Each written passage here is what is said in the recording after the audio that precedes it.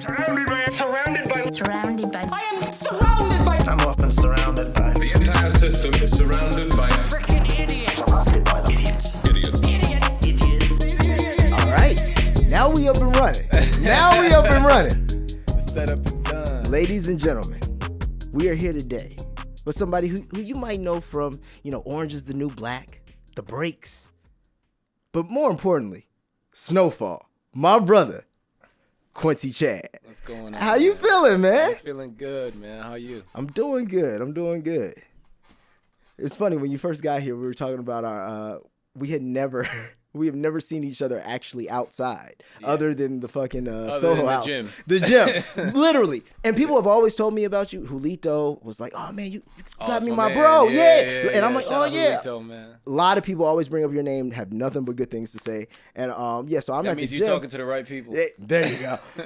And I'm at the gym, and I'm just at Soho house working out, whatever. I'm looking. I'm like, why do I feel like I know this dude over here? And it's just him over there, working out, doing his thing. And then he walks by, and I'm like, hey, man, big fan of your work. Because I knew you from Snowfall before anything. I was like, legit. Yeah. And I'm like, yeah, man, big fan of your work. And it's funny. He looks at me, he goes, oh, yeah, thanks, man. Oh, shit, hey. That's exactly what happened. I was wondering how you gonna play that, because you had said that, and Yeah. you just be walking around, people say stuff to you, and you grateful or whatever. But especially at a gym, you working out, Soho. Mm-hmm. I'm like not expecting, Right. another actor to. So I'm just in my zone. And you're like, yeah, I fuck with Snowfall. I'm, oh, cool, Yeah. bro. And that's like a double take, like, oh, bro, yeah. Oh, you be. Yeah. Nah, it's cool as hell, bro. Also, I've learned it's a different dedication, people who work out. Like, I've noticed even in my own career in life, once I started locking in, working out, it gives you something hard to do every day. So it's like everything else in your day is going to pretty much be smooth because nothing's like what you just did. And that's why I do it first thing in the morning. Mm-hmm. And that's why you do it First thing in the morning. Because I was up in there like, it's early. What you doing up in here? Bro. Usually I pull up in there might be like, I don't know, 5 or 6 people. Right. Then I got the little, well, I shouldn't even say it, but the little secret now that it opens up a little bit earlier than you think it do. Okay. So I'll be out there at the door waiting for them to bust that thing open and get my joint done, and I'm back at the crib. It's nice because I never like going to the gym when it's just a whole gang of people. Like it's so annoying. And fortunately, Soho, there's not a ton of people, but it gets too crowded. Then you have those extra gym people, like people who want to make all the noises and do all. I don't need to be there for none of that. By 7 o'clock, traffic also. Yeah, that's the big thing out here. It's Yeah. crazy, bro. Because like where I'm at now, I had been going to like a LA Fitness, Equinox, like other stuff like in the area. And then I looked one morning when I was up, because I wake up, I'm an early morning person. riser, yeah. I'm like 5:30, I'm up. Like my pops, like every morning. Like I don't have to have something to do. That's just the time I wake up, right? Yeah. Any case, I looked one day and I'm like, so, and I looked and I'm like, oh shit. 13 minutes? Oh, I'm out. Oh. On the way back. If you leave at the wrong time, Yes. 45. 45. Smooth 45. Right. Even getting here.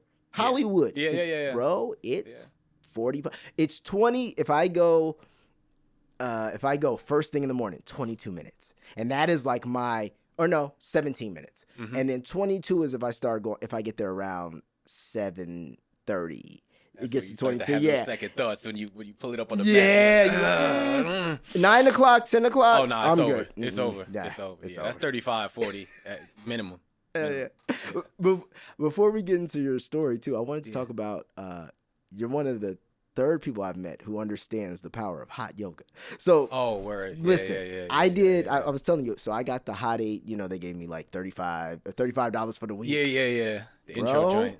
Yeah. I was like, I wish this intro would last forever. Yeah. I have like knee pain. So bro, it's incredible. It's like being in the sauna, but at the same time you're getting like a stretch and incredible. Like I was telling you before, I think it might have been when I moved here, probably 4 years ago. So then another 3 years back in Brooklyn. So probably it might be like 10 years ago, bro. Oh wow. Something like that, where I first started doing hot yoga.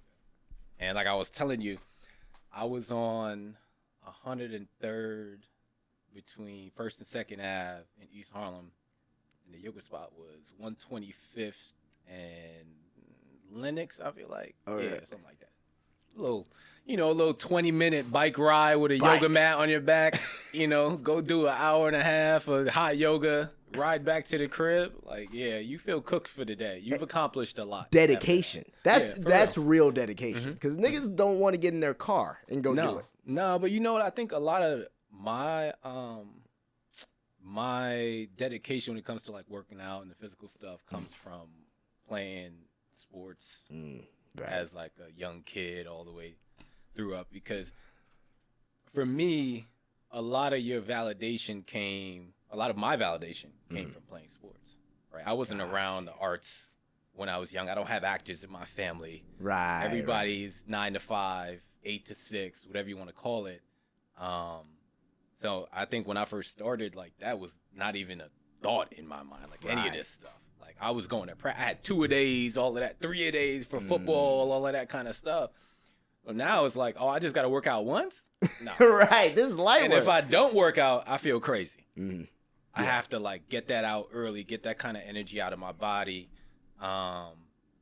sort of just zone out and lock in and do something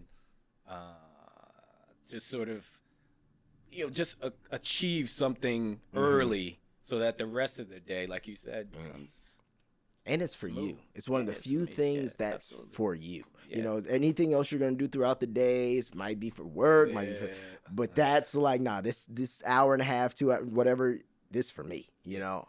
So going back to sports, so you grew up in New York, right?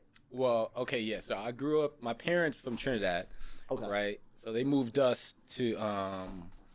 I moved from Brooklyn, New York, to Stanford, Connecticut when I can't even remember how old. I swear. When I breeze through it, it's like I went to high school and college in Connecticut, then came back to New York. So I got like the East Flatbush section of Brooklyn, New York is like completely Caribbean. Like I don't know if you've ever been. Not. I've been to. Maybe no, I haven't been to Flatbush. I don't think. Oh yeah. East Flatbush too. East Flatbush, like, okay. I mean, next door neighbors like Guyanese, Jamaican, Trini, Haitian, Jamaican. Everybody's from. Wow. It's like Little West Indies. Wow. You got a Jamaican, store down the block. Like all the food, everything. I really miss Brooklyn, man. There's nothing like it, especially like right now. Yeah. Summertime in New York, I'm sure. Now I've experienced that, man. New York Amazing. summer's undefeated, my friend. Amazing. Yeah. So you grew up in East Flatbush, and then what was your big change, bro? Yeah, that's what I was Stanford, gonna say. Connecticut is like East Flatbush, Stanford, Connecticut is very Culture's different. completely my God. wiped out. Oh my God. Okay. Bro, when we got up there, even before we got up there, right? When my parents told us we were moving and we were still young, right? And I remember like our other friends and everything, like on the block, it used to be like, y'all gonna turn into the white dudes. You're gonna be saying cowabunga and shit like that. That's what niggas used to tease us on. Like Ninja Turtles, like you're gonna be talking to like Michelangelo and all of that type stuff. That's hilarious. And we used to get tight. It's just funny, man, to think about that cultural shift and like, how different, your life could be. Because I think honestly, like I have an older brother, right? Mm-hmm. Great dude, solid dude. And I think he would have been fine no matter what. I'm a bit more reckless. And I think impressionable at that age. Like he's always been we're alike, but we're also very different. Like he's very, I don't want to even call him like, what's the best adjective? He's just solid, bro. Like our brother is solid. Right.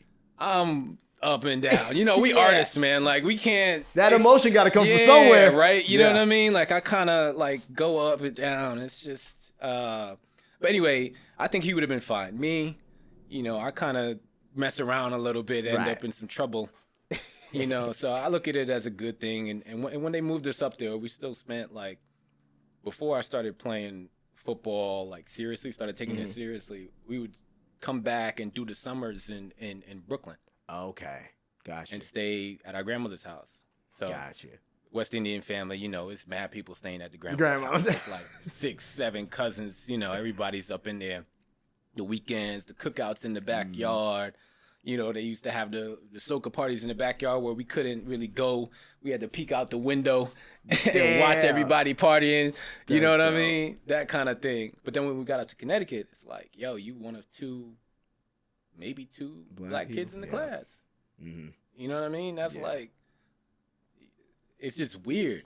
You come up there. What made your parents make that change? I never asked my pops that question. Really? I think he wanted us to move. He wanted us to move. He wanted to put us somewhere. And I think that he found, I mean, it was a job, obviously, right? But like that town changed a lot from when we first got there.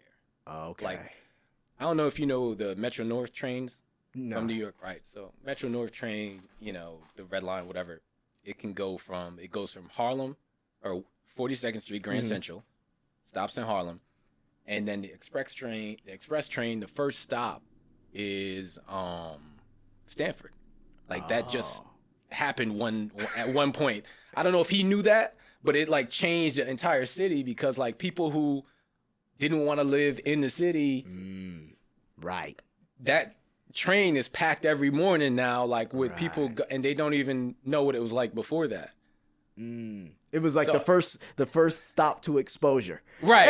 Like, literally, there's some different shit. One stop away. Right. So I think, I don't know if that just happened, like if he had the vision for that, but I mean, it was a dope crib. Like it was so different, like moving from my grandmother's house where, you know, it's in Brooklyn. You got the connected houses with the little driveway in between. We had the little backyard where we used to hoop. Bro, I tell you, yo, when I go back there and I look at it, I don't understand how we played 5-on-5 games. Yeah. I mean, at points, this is grown men. I mean, it's like 25, 26, 30-year-olds back there. Hooping. 16, hooping, sweating. Like, I don't even understand, bro. Like, I could probably take, like, I don't know, like, even if I wanted to jog, that shit is probably 4 seconds from one side to the other. One good Euro step, it's over. Yeah, that's it.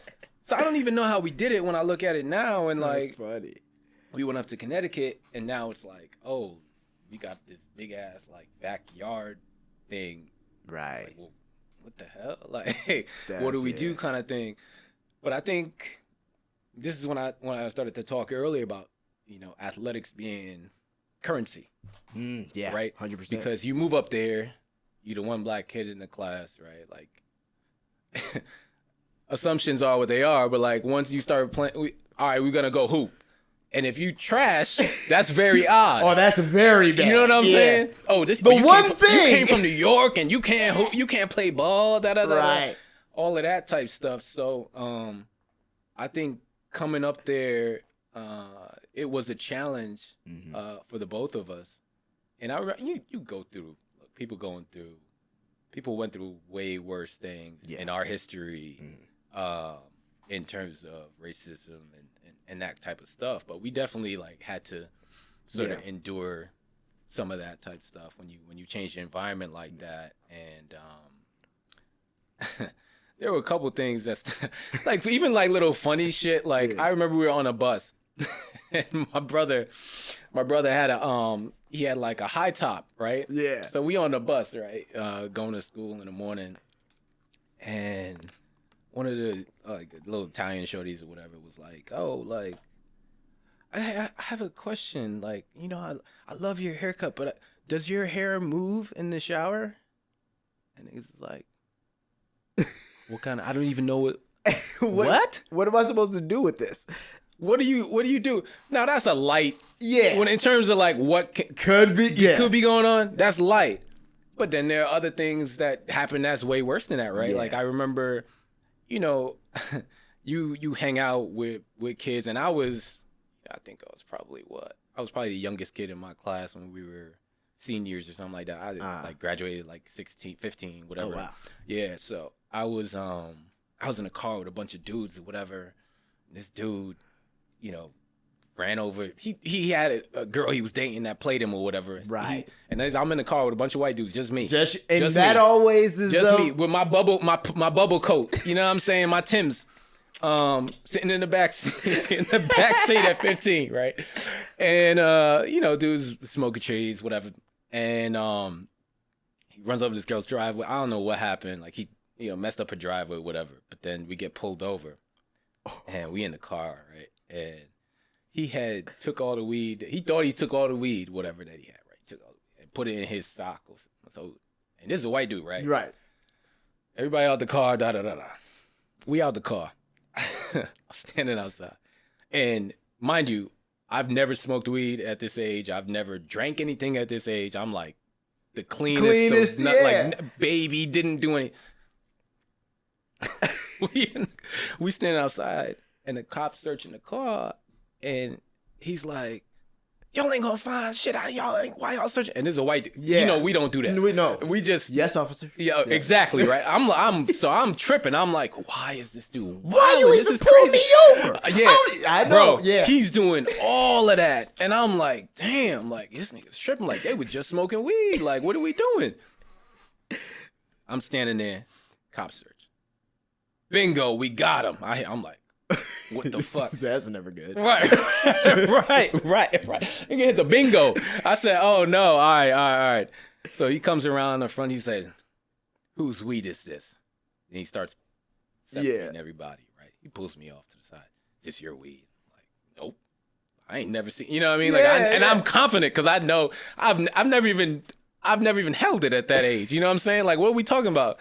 And he's like, well, he goes around to everybody else. He goes to the driver, right?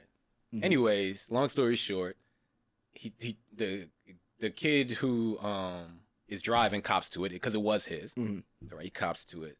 Another friend drives the car home. Officer says before he leaves, we're gonna call all your parents. Da da da da da.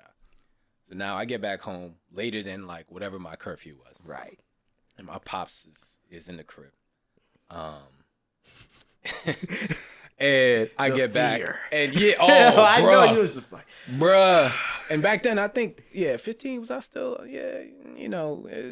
those are different times, right? So you get back home when you gotta take that long walk upstairs for that belt, you know what I mean? Yeah. And so I get back to the crib, and my pops is just there. He's like, and I'm like, I gotta tell you something, and I'm just thinking I'm about to get cracked, you know what I mean?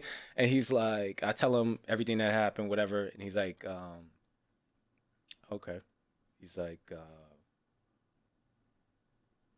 well, go upstairs and go to sleep. And I was like, what? And he was like, I'll talk to you tomorrow. Right. So the next day, funny thing is, the next morning, I come downstairs. He's like, yeah, the officer called and told me what happened in the morning. He told me. Yeah. So I start hitting my other friends back. I'm like, hey, what? He's like, well, they didn't call my parents. The only parents they called was mine. Wow. Now, when I talked to the dude who was driving, he said the cop was trying to get him to tell him that it was yours. Mine. Of course. Which is crazy when you think about that. Of course. Imagine now, like, that kid is a scumbag, and he's just like, all right, I don't want to get in trouble. And he says it's me. And now I'm there saying I never touched it. I never had it. I don't even know where to get it. Now you're lying. You're and I'm straight already, up lying. And I'm, you know what I mean? Yeah, that's a crazy, like. Shout out to him, by the way, too, because that's it. It's one of those situations because I went to a high school. It was a private high school. Yeah. All white kids, basically. And really small school too. So like graduating class of 30, 35. And so, you see those situations where it's like you'll be with your friends and they're all cool. But then you run into, a police officer or you're on a different side of town and it's just the four of them and you. Yeah. It gets very different very quickly. And if you don't have, real friends who are like, nah, I'll cop to it. Yeah. Like, you know how easy it is? Oh my God. Yeah. Oh yeah, no, yeah. It was him. Or if even if he just says, I don't know. Right. If he says I don't know, then it's mine. It's yours. You know what I mean? Which is crazy. Put your life on a whole different trajectory too. Yeah. And my pops did that next day. He told me a story about when he was up in college or whatever, and he ended up in a car with some people that had guns and he didn't know, and all of that type of stuff. And so, I think having that experience for him made him able to process what happened and kind of like not take it to a place it didn't need to go. Yeah. But yeah, man, I mean, I had a girl, we still on the high school. Yeah. So I had a girl that had asked, was I a sophomore or I think I was it doesn't really matter. Whatever year. I was a year younger than this girl. Okay. And you on the And football prom. team? Yep. Okay. And it was prom, right? She was on my bus. A different girl though. Okay. She was on my bus and she was like, she didn't have a date for prom, I guess, or something like that. We weren't involved in any way, but she was like, "Do you want to come to prom with me?" And I was like, "Hell, why not? Yeah. I ain't gonna go to prom no other way." You know what I mean? Right. I know some of those older cats from the team, from other teams, and all of Right. that. So I was like, "Yeah, cool." And then I think it was probably like 2 days before or something. You know what I mean? Or that week. The prom was like later that week. So, I'm getting all my stuff together. I was excited, like, oh, yeah, like, you're going to go, like, oh, that's so cool. Like, you're going to prom and you're not even, like, a junior yet or whatever. Girl calls the crib. She's crying. Hello. And I'm dad. like, you don't even, bruh, I already know. she was like, my dad. I was like, and I'm just, this is the first time that I think I got that kind. Right. You know what I mean? Yeah. Like, you asked me. Right. And your pops was like, oh, hell no. He You know what I didn't mean? even Like, you're ask taking me, this. though. Yeah. I asked him. Yeah, Right. Well, you shouldn't have. Exactly. Damn. So I remember looking at the phone and just being like, I hung up the phone. I'm like, oh, it's okay. Like, consoling her. You know what I mean? And, like, my mom's, like, still, like, primping my shirt, all that kind of stuff. And I had to turn there and I'm like, yeah, her dad, didn't want me to take her thing. My mom was just like, you could feel that, you know what I mean? Yeah. And I think it didn't break me because I'm like, you asked me, it would have hurt me if I asked you. Yeah, that would have been. And then your pop was like, no, you can't go to that with him. But when we talk about these shifts, right? Like from going from Brooklyn to Connecticut, things like that, it's just different. You know what I mean? I was used to different access to different food. Even like my mom, everything in the house, fine. Right. But if I go to my friend's crib, oh yeah, no, it's a whole different thing. Right? It's was it charcuterie boards, and cheeses and shit. The first time I had wine, as a matter of fact. So shout out to my man Joe Chanella. I went to his crib, Italian cat, super Italian. Like his dad actually ended up. They did some work on my parents' house when they remodeled it. Oh, that's fine. So we still tight, we still cool. I remember going over to the crib, and the food, bro. The Italians, man, they throw down, bro. It's an insult you don't finish that plate either, bro. And they'll give you more. What? Man. I remember I used to just be at his crib, like, damn, you know what I mean? Yeah. Like, just laid out. And, they get exposed to some different stuff, too. So it's not all negative. I think, obviously, it kept me out of a certain level of trouble.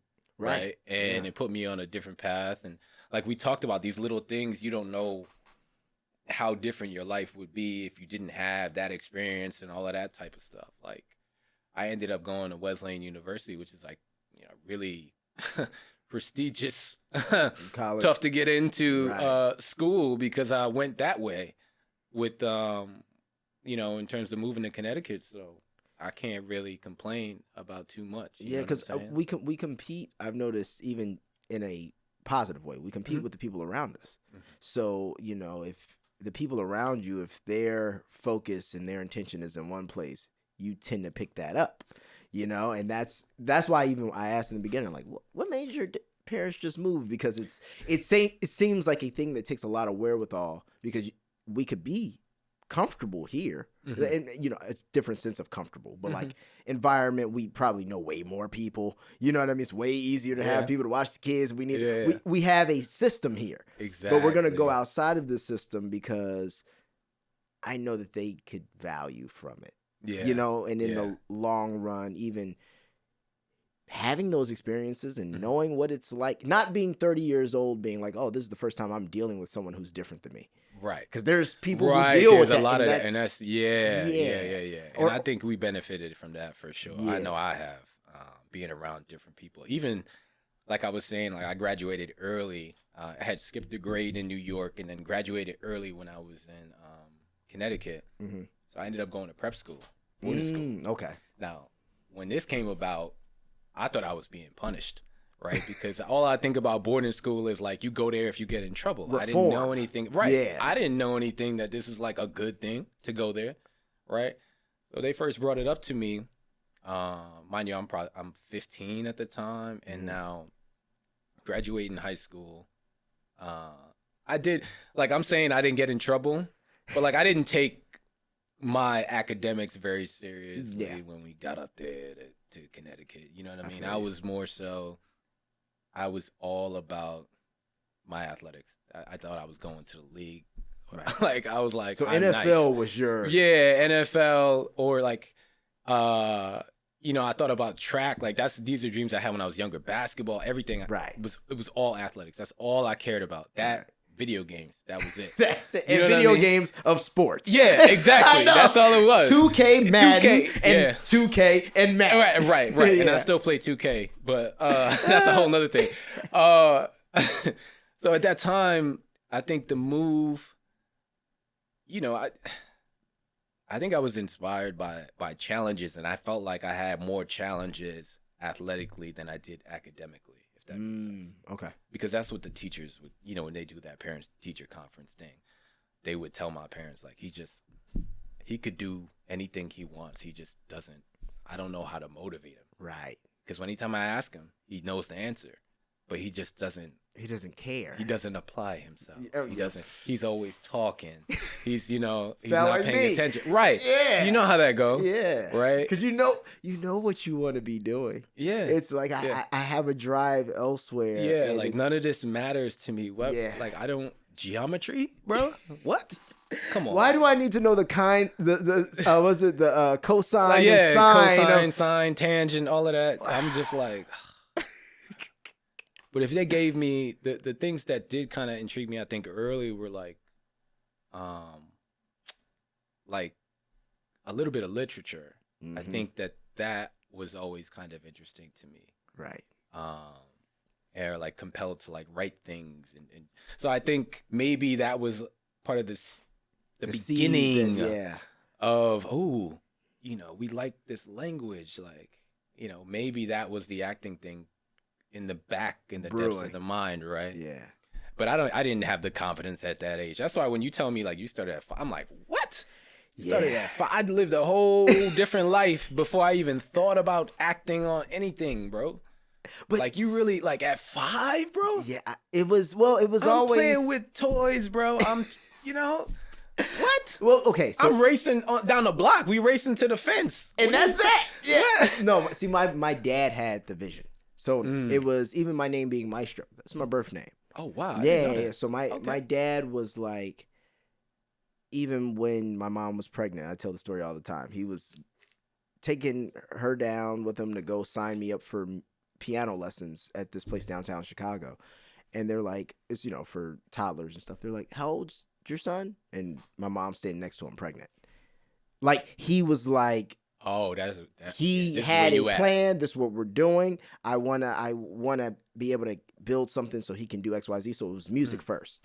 So he like entertaining, singing, dancing, and I would do like these full performer. Yeah, full performance things, singing Jackie Wilson, Sammy Davis Jr., all those kinds of things. Yeah. And then around 3-4 years old, people were like, "Hey, kid, you got a cute kid. Does he do like commercials? Does he?" That was it. And that was it. And my dad found me an agent. Yeah. Got signed at like 4. Everybody was turning him down because they're like, we don't take him that young. He doesn't understand. No. Yeah. Gotta and respect that. man. Listen, Strong black man. strong brother, man. You gotta be a strong brother. You name your son Maestro. You taking him to music, Bro. This man, At I always say 3, this. This man toddler. got me on Jay Leno 6 times. I saw that. I saw. Bro, my parents don't do clip of anything in that. entertainment. That's crazy. My mom's a registered nurse. My dad is an electrician and a plumber. No, it was sheer willpower. That's crazy. Determination, investing in the lessons and the making sure things were right for the shows. Had some amazing people along the way who helped me out, vocal coaches, family, friends. But overall, he just was like, go. And he figured this out. And then fortunately, I enjoyed it and the talent grew with it. Because everything I learned was on job training. Yeah. So, it kind of was that early thing of, I would be nervous, but also I understood because of repetition. I understood okay, repetition but breeds this is what we do. confidence, and skill. Absolutely, yeah. Every show didn't go well, No, but of course not. Yeah, but most of them did. Yeah. And that gets you to the Right. next. And then what I wonder is at that age, do you get that rush? Is it? It's not a rush. I wouldn't say. No. Is it relief? It's more. Yeah, it's relief more so when it's done. Right. Because you don't understand. One thing I've learned as I've gotten older, you don't understand how you're so young. You don't understand when you do things multiple times, you get better, and then you get skill, and you get your mind doesn't think of it that way. Yeah. You think of it more as you believe more in luck. You believe more. You're a kid. Yeah, you believe. You still believe in fucking Santa Claus. You believe oh man, it's just a different. Yeah, things will just either The work out or exuberance kind of thing. Yeah. Whereas now you go, oh no, you're good, bro. You sang the song 100 times. Yeah. So 101, just get it right. Yeah. Okay. Right. I put the time in. You can trick yourself. It's even with anything. You can almost trick yourself because you've practiced enough that I can't fuck this up. Yeah. Yeah. I know this. I do this. Did you ever do plays? Mm-hmm. I did. So you did a lot of that when you were younger too. Yeah, I used to do theater. I started in Chicago. In Chicago, I did. First, I did this place called the ETA Theater. It was a really small theater. My dad got me in there before they took anyone of a certain age. It was a whole program. And then I was fortunate enough to do The Lion King at the Cadillac Palace, and I played young Simba. Oh, yeah, that's so dope. that was amazing. And then I also did A Raisin in the Sun at the Goodman. Yes, I played Travis. So I got my feet wet with that. That's too. my thing. I always try to, I talk to actors. I feel like you gauge you kind of get something if you did any theater. Oh no. Okay. Yeah. Okay. Right, I see what you want. I know what path you're taking. Yeah. Okay, No, I really respect theater. I think, as we fast forward all the way through, I guess, they used to have those things. They used to do plays in my high school and all of that, and I was like, I ain't doing that shit. Right. You know what I'm saying? You think you were? I'm too cool I'm an for athlete, that, bro. I ain't doing that soft ass shit, whatever. You know what I mean? And look at me now, man. It's just crazy when I think back of how I used to view the arts and things like that, and it just such a big difference right now. I have so much respect for it. Theater specifically to me, I think is, it's the hardest thing to do. Mm-hmm. And you don't get paid. Exactly. Right? You're there for the love. Yeah, boy. Yeah, boy. Yeah. Because you really got to love it to be doing that. And I think when we hear the greats, we talk about Denzel going back doing theater. Now, obviously, Denzel getting paid, but his name on that marquee. Yeah. Right. But you know what I'm saying? But just the idea that they go back to it, because they know what it is. Yeah, it keeps them They sharp. know what it does. Yeah. There's no, cut. Can we reset? Okay, run that No, back. and then you got to roll with what you got. Yep. Which is even more okay, well, or even knowing how to work with other actors when it's, oh shit, he don't know his line right now, but let me give him something. Yeah. Well, you said you're going to the mall later, right? Yeah. It's a real, that's one thing I can say about theater. It is, when you watch a great play, the energy that's on that stage, that those exchange people, is crazy. And once again, like I said, it's that well, we've done this 100 times. We know this dialogue, so now we can just have fun with it. Yeah, and that's the best part to me is when you like if you got like a decent run, and then you kind of our first month or whatever, everything is Right. Buy the book, just like the director plotted it out. And then when you got it in the bag, you're like, yo, I freak this a little bit. You know what I mean? Let's play tonight. You know what I mean? And then you end up doing some wild shit, throw the other guy off, but he's still on. You know what I mean? It's like a nice little game of tennis. You know? Facts. But it is. I think I don't want to make it look like I don't respect TV and film because they both have their challenges. Yes. And the other part of that is when I did start acting, I always thought it was amazing to be able to make someone feel something through a little box. Right. From the comfort of their own home, with their phone in their hand, all these other things that could distract them. Damn, I'm hungry. I could use some water. Where the candy at? I'm about to roll up this weed. And they watching the show, right? And you do something, they're like, oh, right. That is true. That's hard, man. Because you're getting through a lot of shit in a theater. Motherfucker, you can't have your phone out. This is all you're looking at. That's very true. At the crib, you could be cooking, and somebody say some shit on the TV. Mm-hmm. That's real. It's real. So that's how I even sort of, and I don't think people think this way, but I have a weird brain. People put currency on shows like that. So I've noticed there's certain shows people turn on to go cook or to fold clothes. Bruh, I want to look. You know what I'm saying? I know exactly what you're saying, and I'm not gonna be. Like in the group chat with a bunch of my boys back from home in New York and everything, right? We always, oh, it's a new show, it's dope. Like, okay, what's it out of 10 or what's that? Whatever. And I don't recommend shows that like I don't. Damn, how do I do this? Because I ain't trying. Look, man, we got checks to get still. I hear you. There are certain things that, people put on to go do other things, or like it may be a good show, but you could do other things while it's on. You know what I mean? Like you could go ahead and be like, all right, damn, I forgot what was. I gotta reply to this email. Let me turn that thing on. Bro, just to make a comparison, right? I remember when I was watching The Wire, there was nothing. Right. I'm watching Game of Thrones. I'm not. You locked in. Yeah. I'm locked in because I don't want to miss anything. There's little nuances of relationships that come back later on that I don't want to miss.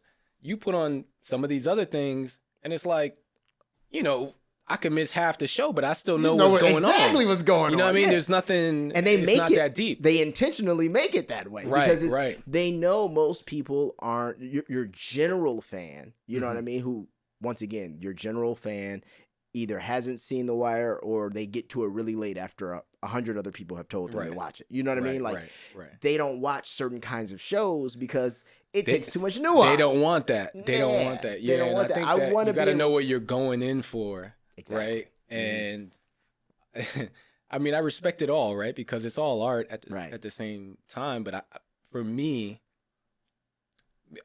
I like to be able to feel. Yeah. So to me, it's like we just wasting time if I'm just watching. That's how I feel. But that's like Sports Center. I turn on Sports Center if I'm gonna go cook or do clean or do something, But if I want to actually, if you gotta have me sitting down in front of my TV with no distractions, like it got to be entertaining for real. Entertaining, and the story got to hit, right? And the people on screen got. I think the difference though is that's because you respect the art of it, and a lot of people. It's the same with like I've made music for years as well, and I see the difference of how it's like, oh right, this thing that I to an extent really respect and look at as one thing. Yeah, no, for some people, it's just some shit to have on in the car. Right. That's it. Right, I don't care. Perfect analogy. Yeah. Like, I don't, especially now, you got to remember, too, art has gotten, and it's unfortunate to an extent, art has gotten free. Like people look at art as free because you got Apple Music or you got Spotify. You can go listen to your best friend's new mixtape or Stevie Wonder all on the same platform. And you pay $15 a month or your $9 a month and you're happy and you don't think about it after that. Same with Netflix. Oh, well, there's just hundreds of movies and things to throw on. just to throw on. I didn't go back in the day. You were like, no, nigga, I bought this DVD. This was $14.99. A Walk to Remember. I like this movie. Like, whatever it is, you know what I mean? Like Space Jam. This is Space Jam. Like, now it's kind of like, oh shit, yeah, that movie that was just out is on the thing. So people don't even, why would I go pay $50 at the theater to go see some shit I could? And it's like, damn, because y'all don't, because you're not in that business, you don't realize like, no, but there's like a whole, it's people, whole thing. It's costing people a lot to do this. This is a mechanism that kind of needs to be supported. Sometimes we forget that, or people forget that. And the barrier to entry, like technology. It's made it. It's a way different time. We're not going to pick up the CD and the DVD. No, you could hold the Apple TV remote, say the name of the project, and it's gonna pop up somewhere. And then look, well, this is where you can stream it. One of these 8 places. Exactly. Maybe $3.99 or Amazon maybe Prime, $3.99. Maybe, And then that's the crazy thing. You don't own the movies anymore really either. Like you can download a bunch of stuff on Apple, but like realistically, like you don't own it. No. Can't even make a copy of it if you want to. The physical, I'm in things that I bought on Apple TV, and I can't even clip them out because they're like DRM. It's like a whole process, bro. Oh yeah, that's right. Oh my god, it's crazy. When you said that, it just reminded me of like back in the day. I don't know why, but when you like clip out something, I remember like I don't know if you had, because I'm thinking about you as a. Well, you had to, yeah. Oh, the when VHS? No, not even that. When you had to go in person for all your auditions, right? With the headshot and the resume on the back with the staples. Bro. I think it was like Google Photos or something popped up on my phone and had like a picture of like an old like resume or some shit I was like, yo, this is crazy, bro. Crazy, bro. You used to have to like, if you didn't know the casting, you'd go and drop off your joint and then like walk away. To put it in a bin. mail slot. Yeah, it's just going in a bin with a bunch of people's face, and somebody has to sit there, the assistant, and just. Who does it? Oh, this guy's not bad. Well, maybe we'll bring him in for something. You know what I mean? That type joint, like back in the day, like that's how it used to be. Even I remember. My dad had a thing. Even the way you set up your resume, was a thing. Like my dad was like, he had some process for how he set it up for and like people would try to steal it because it was just such a time of like. So another kudos to my dad. You got to remember, I was in Chicago, bro. Born and raised in Chicago. Yeah. So I don't know what that market is like at all. All I know is New York and LA. Yeah, exactly. So Chicago, it had a better market, I want to say, as far as like for child actors back in the day. So there was this guy named Bob Ebel. He was doing a ton of like all the kids ads that you would see, like especially those like black and white ads where kids are just talking to the TV. Like I had like a few Trigon commercials that were huge, that kind of thing. They shot a decent amount of stuff there, but there was tons of print work. There was all these different things. But anytime I would go out to audition for something, it would be what? LA, New York, right? Yeah. My dad was sending FedExes next day 3-4 times a week of a VHS for me to get a fucking no. That's crazy. Like, as a kid, I didn't realize this. I just know I wait in the car. He goes to FedEx's. And that's it. But like, now that I pay for things, I'm like, bro. Yeah. So you were sending, and in that time, I'm sure next day was more expensive. So you're spending what, $60, $70 a tape? A tape, yeah. For and he working hard for that money. Working hard, and and it's just like. You see now, it's hilarious when people sometimes ask me, they're like, how do I get started? What do I do? And I'm like, bro, the game's so different. I don't even know. Yeah. Like, because there's no more, like, what am I going to tell you? Oh, get some headshots and do. Well, yeah, I guess you start with headshots. Yeah, I guess. Yeah. But now it's like After that, casting networks. yeah. Oh my God, damn. Bro, like there was no. I shot the video. You had the VHS. That was it, or you went in, and then that was that. Yeah. And now there's a million portals and Actors Access. Yeah, everything's changed. I'm not gonna lie. I have hit that. I am slightly elitist enough that whenever anyone asks me to like log in to do something, like I'm like, look, guys, no, listen. I'm gonna send it to you. You guys. I'm from the era of you send audition, I send to you, because otherwise, if there's just a portal for this, why do I pay you? So maybe you should just send. I'll send it to you. You can download and y'all it. can go ahead and do whatever you do, because that's Yeah. crazy. Yeah, that's fact. It's That's like fact. especially for like the new. I've heard for like the newer guys who are in the game. It's like, oh yeah, well it's just like, you know, they'll send it and I shoot it and then I upload it and then I'm just like, so all they do is call you like, hey, there's a possibility they might cast somebody between the ages of this and this. You should go out for it. You do all the production. And then you also upload it. And then they're like, hey, it's not moving forward. Or they just don't call. They don't call anymore. They used to call. Oh man. There was a time. They used to call, They used to call. There used to be feedback. You know, now it's like you just man, it's like it's crazy. You throwing what is it? Quarters in a pond or whatever, pennies in a pond. It's a wishing well. Yeah, it's just what it is. You just kind of throw it. And it's I was talking to my manager like the other day. And I don't really call them just to be like, you know what I mean? Like, because at the end of the day, right? Like, again, we talking about athletic background, right? Right. You win or you lose, you move on. You played it, yeah. Another game. Yeah. And I was like, what's going on? We know that, you know what's going on in the industry. Like, there might be another strike, all that other kind of stuff.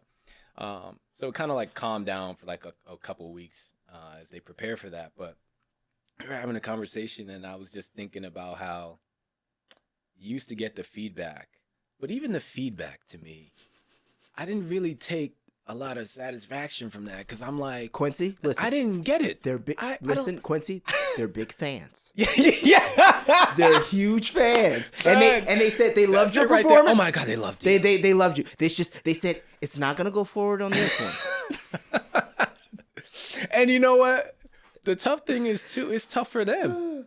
I ain't gonna lie, it's tough for them, right? Because like, is it? No, but I mean, like, if you think about all the submissions, right? Right. Have you ever like done your own project like from start to finish or like watch people's tapes or anything like that? You know what? No, not in that capacity. I give you. You got to do it. You got to do it one time. You understand? Just try it. Yeah. Yeah, because like you're like, damn, like killed that. But again, this is a huge puzzle, man. Right. Everything is such a huge puzzle, and like it's got to fit, or it can maybe not fit, but now it fits. You know what I mean? Right. And if one piece of the puzzle changes slightly, now this could almost fit now. Right. I see what you're saying. Right. I remember, this is back in New York. This was a show called Political Animals. It was like a limited series or whatever. And I don't know why. I think the role was like it was like a recurring guest or something like that. Okay. A long time ago. And this was like my second producer session for it or something like that. And I remember going in there and you know how you feel when you when you put that, the producer was like, wow, man, you are. I remember him. I'll never forget this moment because I never had this happen like in the room. He was like, I have nothing to tell you, man. You are a fantastic actor. And it's the first time someone said that to me in a room, like after a thing. And I'm like, oh, thank you, man. I really appreciate that, whatever. He's like, tremendous. Like you really, da da da da da. He's going on and the casting director, and it's great to hear that. It's great for you too, even if you don't get it, because the casting director's sitting right there, and they're like, "Oh yeah, I did a great job by bringing it right, exactly right." You know, you walk out, man, murdered that joint, bro. I'm about to get that, waiting for the phone, like, that joint about to ring. When that email coming? What they talking? How much? Quincy, just wanted to let you know, they went in a different direction, but they loved you. And I'm like, my man went on a whole 5-minute tangent for what? So then you go and you watch the show, right? Because you like, let me who they going? Who do they put in this joint? Mm-hmm. And you like, oh, that is a blue-eyed, blonde-haired white man. Huh. Okay. They went a different direction. There's nothing I could do about that. You know what I mean? Like, there's literally nothing I could do to be that guy. Bro, So you just, once that happens to you, this is why you can let it go. This is why your thought process is right, though, because I think the same way. Like you said, it is a big puzzle, and it's someone else's puzzle. You got to let them build what they want to build, you know? And second off, I always make this joke. I'm like, listen, Will Smith can go in there and murder his Titanic audition. But we can't really. It just is what it is. Yeah. So it's nice when, because I do that too. Like a lot of times, well, I have this thing. If you don't pick me, I probably won't watch your show. But if it's something that I'm like, nah, I'm a fan, I'm watching it anyway. Yeah, a lot of times, and this is when I know things are A-okay. Yeah. You go, you watch, and you go, oh yeah, that's nothing like me. Like I've watched things and I've seen the person and I've started saying the lines in my head like, wait. Oh, I read for this. Yeah. Oh, yep. Great job, guys. Like this is, y'all went completely different. Like, you know, you feel very different when you see a spitting image of yourself up there and you're like, when you like, they got to bootleg me. Yeah, up they there. literally like, last time that happened to me was, it was an Apple TV show. And it was with Sam Jackson. And boy, that's the last show I really wanted. Yeah, I think I remember that one. And bro, I got all the way to the fucking end. And they didn't pick me. Mm-hmm. Cool. But the person I read for doesn't really look like me or anything like that. They gave this nigga the exact same braids I had in the audition. And I was like, oh, nah. I got one for you, too. Okay, so I'm not going to name the show, but from the beginning of the show, it's been on its, like, third season. It's, I think, like, 3 seasons now or whatever. And I had, like, three or 4 producer sessions for it. Like, I mean, lead, second lead, series rec, blah, blah, blah, creative team, all of that, da, da, da, da, da. All right. Next season came up. Part came up. I ain't really want it, but I was like, yo, I'm going to let them know that I'm nice, that I'm still nice. Mm-hmm. I go, I do my thing, tape, boom. Immediate, send a tape, bow, come back, produce the session. I'm like, nah, I don't want it. I was just, I didn't want it. I turned it down.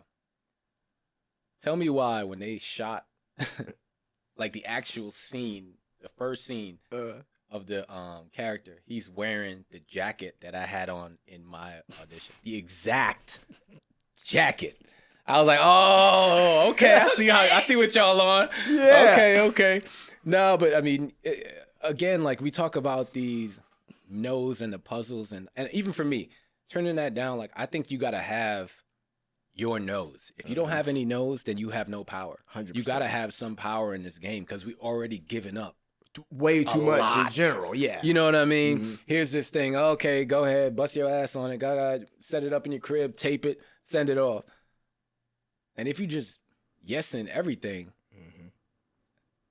Right. I don't think you know who you are. Exact. Thank you. You know what I mean? Thank you. And I think that that's important. Like, you got to know who you are. Mm-hmm. I had a couple of actors, like, that I have real long conversations. Like Eamon Joseph on Snowfall, he's become like a big brother to me. That's awesome. He's an incredible actor. Oh, bro. he's amazing. He's amazing. Fan. Everybody on the damn show is amazing. Because now you're gonna make me go back and start with.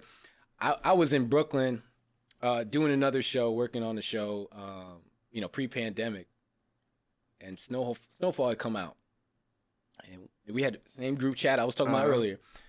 He was in the group chat, yo, y'all should watch this show, Snowfall, or whatever.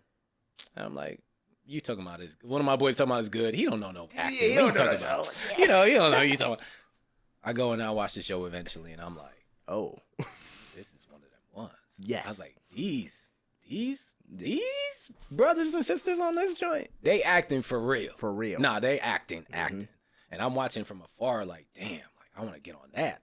How do I get on that? And I'm in Brooklyn. I haven't even moved to LA.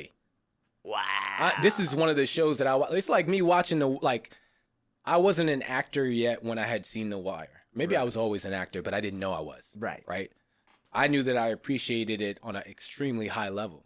Right. But it was the same kind of feeling I was getting watching that and I'm watching this. And I'm like, damn, they really going for like, damn. Just relationships. You can see, oh my God. I'm like, damn, like I really want to get on that. But, it's just a fleeting thought when you're watching it, and then it goes, bro, I moved, it's going to be 4 years. Oh, shit, 4 years now. What's the date today? 24th? Yeah, I think it was the 22nd, I think. Oh, shit. Yeah, I think it's this Happy 4 years. 4 years, brother. Yeah, in L.A. Yeah. Pandemic. Right. Oh, Nothing shit. cracking, Nothing kind cracking. of, it was dead.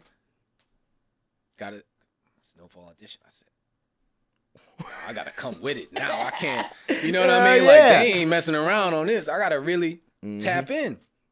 I do my tape. It's good. You do your tapes. Yeah. Everybody that does tapes, they not submitting a tape that they don't think is good. Good. Yeah. Or Right? you better off just not doing it. Right. Yeah. So every time you tape, you think your tape is good. I send my tape in, and they hit me back like, oh, like you got it. What? Oh. I said, got it? Oh, man, I got to get to where I was like, in my head, I'm like, bro, I got to really now I need to know, da-da-da-da. And then the research starts to go deeper and deeper and deeper. Like, cause I mean, when I got the audition, I started going crazy. I'm on a rabbit hole. I'm on YouTube. I'm like, oh, these LA cats, da-da-da-da-da. Like, who, what am I getting? I got to see how did these cats walk? How did they talk? All of it. Because it's different. I got a lot of East Coast in me. Right. And that was, even when they were like making choices, I had heard that was something that they were like, ooh, he's a lot of East Coast in him. Right. Like, I don't know if he could thing. Bro, I don't know if everybody knows this, but if this is like a, well, I think it's been out there that Dub C was kind of integral with. Yeah. So they were like, yeah, we're going to give you Dub C's number. And you call him, and I said, Dubsy. I'm like, Dubsy. That's wild. What? I'm like, yo, this is crazy. I'm about to call him. He's like, hey, what's going on, man? I was like, oh, let me take notes. It's like, yeah, I'm there. Like, bruh, I got a pen and a paper, and I got my phone at the same time. I'm talking to him. I'm just listening to him. You know what I mean? Because like he's telling me certain things, but I'm listening to his voice and his cadence and like the rhythm and all of that, and adding all of that with the research I'd already done. I was like, okay, I think I got it. Now, the funny thing is, right, so, like, my first day, we shot out of order. Okay. Very quickly, that's still counting, right? Huh? Recording and counting, right? Yeah. Yes. Okay, just make sure. Yeah. We shot out of order. We shot out of order. Right. So I booked the thing, and they're like, at this point, the joint was only, like, I think it was guaranteed for, like, 2 episodes. Okay. Right. 2. So the first thing we shoot is the funeral. Okay. And it's short. It's nothing. Right. Like I'm not really doing nothing because we're just standing out the funeral home. Me and Jerome. Right. And then the rest of them cats come up and it's like, oh, thanks for coming out, whatever. Right. So this is a funny story, right? So I thought Eamon was from LA. Okay. I had no idea. And the only person whose name I know spelt like that is Amin Al Hassan, who's on SportsCenter, who I actually funny enough, I like know now who I met. That's hilarious. So I'm like, when I see Eamon, I don't know that his name is Eamon. I think it's Amin. Amin, So I'm right. like, oh, what's good, Amin? He's like, yo, my name Eamon. And I'm like, wait a second. I said, where you from? He said, Harlem. I said, oh, what's good, my guy? You know, da-da-da-da-da. And we started rapping. And since then, we've been cool. But so that first day, we shot out an order, right? And it was the Alonzo was the director. And he's one of the, one of my favorite people in the world. Because he shot the, my that scene and like my character's intro. Which is very important. That was a moment, right? But he is amazing. Like, he has a brilliant mind with the way he wants to shoot things and where he wants the camera to do all this stuff, right? And then remember now, this is a show that I've been watching and wanting to get on and all this. So you amped up. Right. But I'm doing this scene where I really don't do much. I'm just, oh, thank y'all for coming out. I appreciate it. Da-da-da-da-da. Right. But he's doing a thing with the camera where it's like Leon, Frank, everybody coming out the car, and the camera's like popping through, and I have to deliver my line when the camera pops in between like someone's leg to catch the. Oh, it's one of those. Yeah. And this is my first day. I know you know what I'm saying? And I'm all the things on the first day. You ain't trying to be like, wait, looking down, like, where the camera? Yeah. Oh, yeah, thank y'all for coming out. You know what I mean? Like, so I'm there and I'm like, first take, okay. He's like, oh, yeah, okay, we just need to go again because we need to get it right when you did it. And then they got to get back in the car, drive the car. How about the car? Ooh, okay, So now, whatever, we did it like twice. And then it still wasn't perfect. So he said something again. And then D-Ray's funny as hell. D-Ray's there. And he's like, just say the fucking line, man. Some shit, like joking around, right? But this is my, I don't know, this nigga, your this is my first day. Yeah. And I'm like, I'm taking my shit like extra, bro. I'm like, I'm not even, you know what I'm saying? So I'm hot now. I'm like, all right, nigga. All right, y'all niggas think this shit. Right. Boom, we get the shot done. I go back to the crib. I'm driving back to the crib. I'm tight. I'm competitive, bro. Like, I can't help it. Mm-hmm. Now I'm back in the crib. I'm working on this thing for the next day. And that's the scene where, Deon first stands up out of the chair he has that face-to-face with Leon and all of that. Right at the, bro. I'm glad that we shot it that way and that thing happened, right? Sliding glass doors moment. We always talking about like one thing can lead to another. Right. Because my energy from the day before was still in my body for that. Right.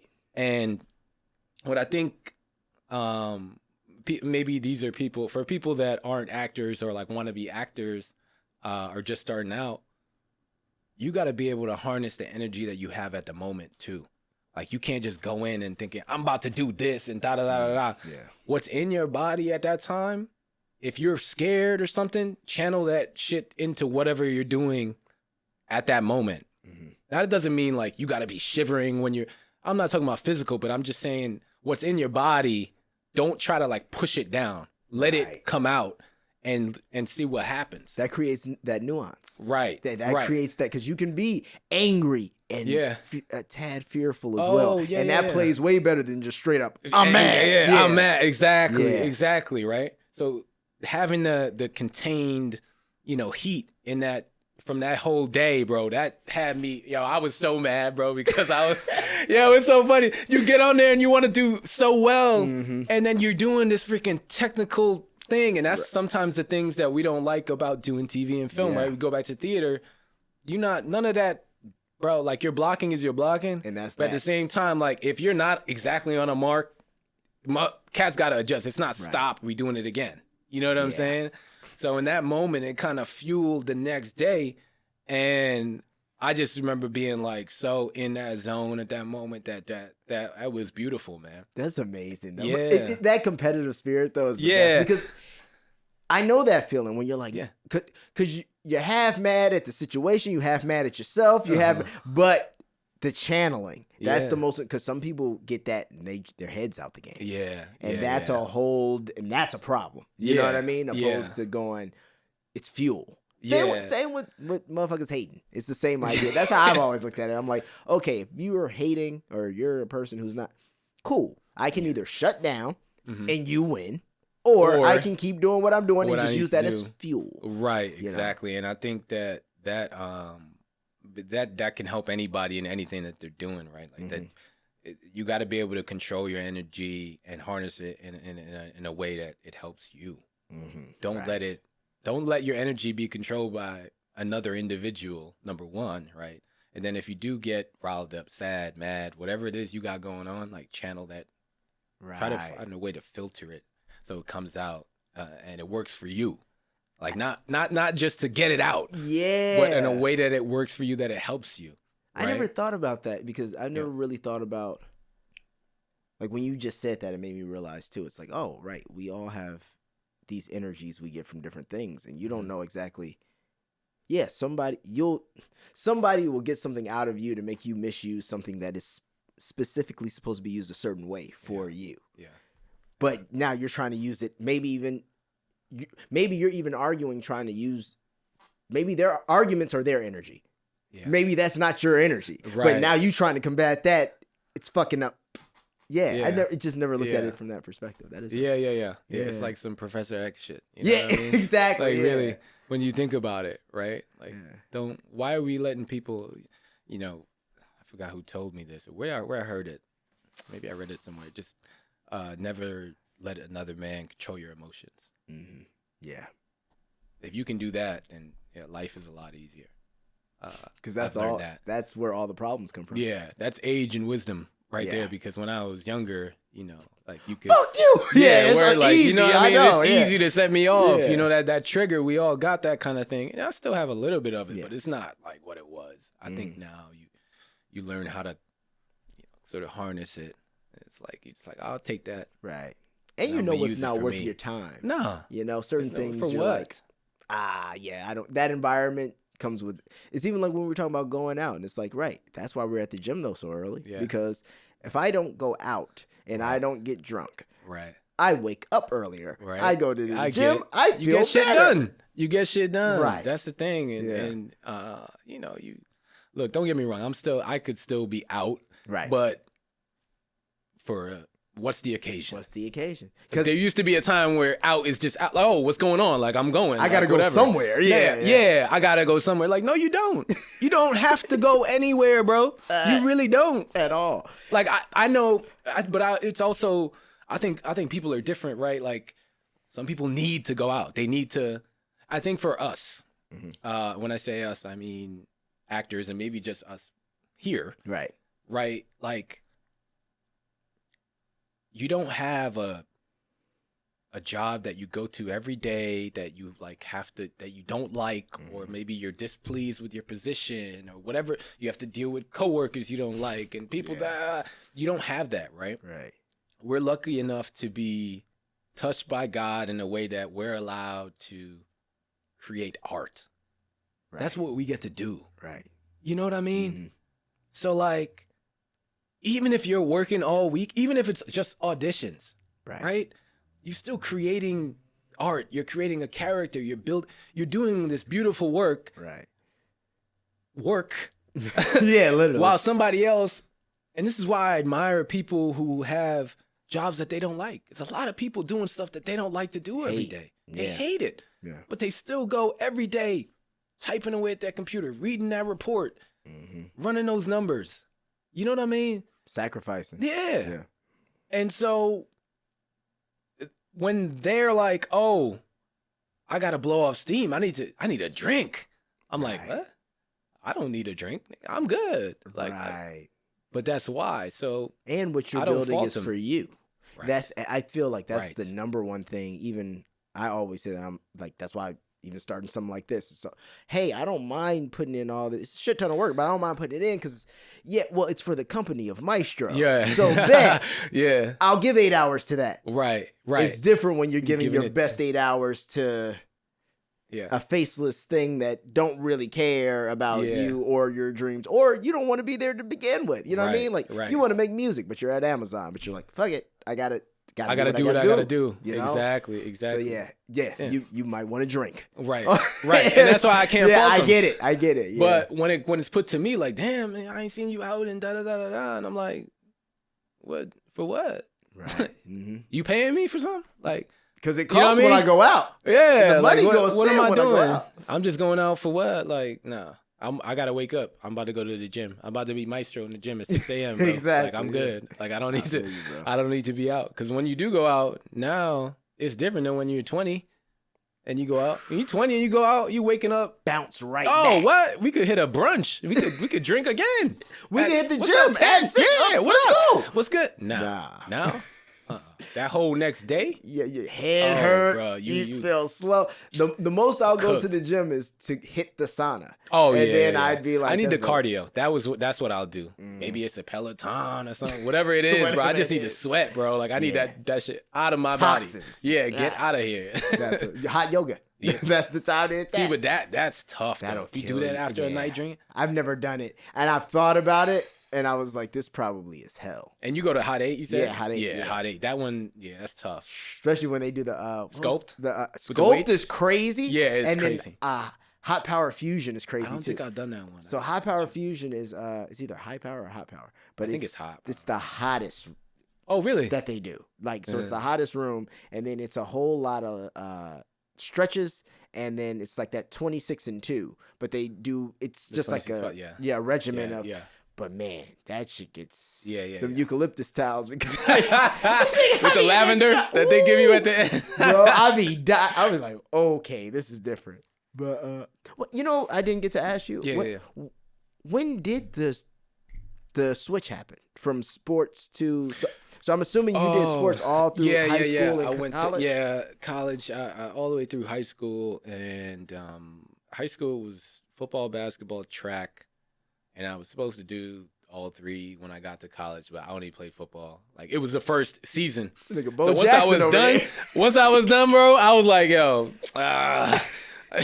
you I'm see good. you see the cats practicing. I'm like, oh, man, Yeah. I don't really need to. Let me ease up off all of that. You know what I Yeah, mean? I mean, it's a lot. Plus it was like, it wasn't guaranteed that I was gonna play. Oh, okay, You know what I mean? It would be like, What then position now were I'm you? fighting in football. Yeah, football. Linebacker. Linebacker, I was actually okay. a running back and linebacker. I was thinking running back. You know what? Honestly, in high school, I played every position at one point but center Oh, wow. throughout my entire career. Oh, sheesh. When I was a freshman in high school in Connecticut, when we moved, I was 5'3" and 110 pounds. What? Yeah. How old were you? What was that? 12, maybe something like that. Wow. Yeah. And, I was tiny. and then, I was tiny, bro. Ooh. Yeah. crazy. Damn. Yeah. Yeah. I had a growth spurt. I was from 1 probably year. around the same size. Yeah. And I just kind of stayed. I was just fast. Stayed I was that just size. you ain't 5'3". No, I probably was that size at that age. Oh, at that and then age. I got to 5'6", you Yeah. know. But yeah, that's wild. Yeah. It jumped 1 year. I think it was like 5'3" to like 5'9", and then the weight started to come on. I always had my shoulders were kind of yeah. broad. My dad played soccer, but he's not big like that at all. Gotcha. More like a lean guy, But but his fast, shoulders probably. always been, Mm-hmm. my brother got the same shoulders too. And so eventually it just kind of, had that one from like 5'3", 5'9", and 5'9", like 6, and then 6'1", 6'2". Yeah. Then you packing on the pounds. You starting to see, let me do some. I remember in the gym, the first thing that's all I was doing, bro. All I was doing was curls. I wanted those arms, bro. Bro, listen. But yeah, when did it start? I think it's so funny, man, because we talk about these moments where it's like fork in the road kind of thing. So when I left prep school, my last year of prep school, I had tore my labrum playing football. And going into my freshman year at college, I was recovering from that. So that takes a while to get back. So they redshirted me. So I didn't play my freshman year. Okay. So fast forward through the whole college career, I'm not even thinking about acting, not even a hint of it, right? Right. Ball. I'm like, ball. Ball is life. And honestly though, once I got into Wesleyan, I thought, okay, I'm gonna be a political science major, sociology major, a double major, minor, whatever. I'm gonna do the two. I'm gonna go to law school. If anything falls apart, I could always do that. Always. This is me. Yeah. Just complete arrogance, right? I mean, I just assumed. I mean, not that look. You tell me right now. That's a whole nother thing. He said, "Listen, I could go to law school. Yeah. It'd probably be all right." But Yeah. I mean, I could do the work. Yeah. But you go through the 4 years. You playing ball. You know, joining one of the greatest organizations in the world, is Kappa Alpha Psi Fraternity Incorporated. Okay. You know, and you have all these friends and this huge network, and you know, everybody's doing different things, and I have friends that are econ majors and then doctors and all this kind of stuff, and you're not even thinking about the arts because you're saying, like we talked about, what you're around is, you know, what you're around, and I don't have anybody. So, but you know, my redshirt season, now I have an extra year at the end of after I already graduate. Right. So I start this graduate liberal studies program, which is just a kind of a broad spectrum. I'm only taking it because I have this year of ball left. Right. And I'm just like, let me just do this while I'm here, and then I'll get out of here and figure out what I want to do. Because I'm still balling. I'm still, you know. Right. End up kind of banging up my knee. And I'm like, what's the most that's going to happen with this? Like, if I continue to pursue ball like this, my knee's a little banged up. I'm not coming from a D1 school. I have some connections in order to like get tryouts and things like that. But like, what am I going to do? Right. I'm going to go play special teams. And then how long is that going to last? Yeah. It's like, it's probably, after this, it's probably going to be it. But I've got to take classes in the time. There is a acting class in the Graduate Liberal Studies program. Wow. Arrogance. I'm about to be nice. What? Yo, acting class? Oh, nah. I'm in there. I'm late. What's good? What's good? I'm going to come in with my little sauce, and I'm about to just be nice. What's up? Slide into class, and, you know, these are Graduate Liberal Studies. So it's like, I mean, there are people that are like 50 years old in this class. I mean, it's not just like, it's graduate students. So it could be a mom that used to be a theater actress that just wants to take an acting class, or maybe jumps in the graduate program to get a degree for whatever reason. It's a mixed, random characters, man. Random characters, right? So I pull up first day, whatever. Professor is, I'll never forget this guy's name, David Jaffe from Yale School of Drama. Oh, wow. I don't, you know, and I had frat brothers and friends at Yale. Yeah. So fuck Yale. Yale ain't shit. You know what I mean? Like, that's how, that's what I'm on. Yeah. You know what I mean? I used to go to Yale all the time and hang out. Cool.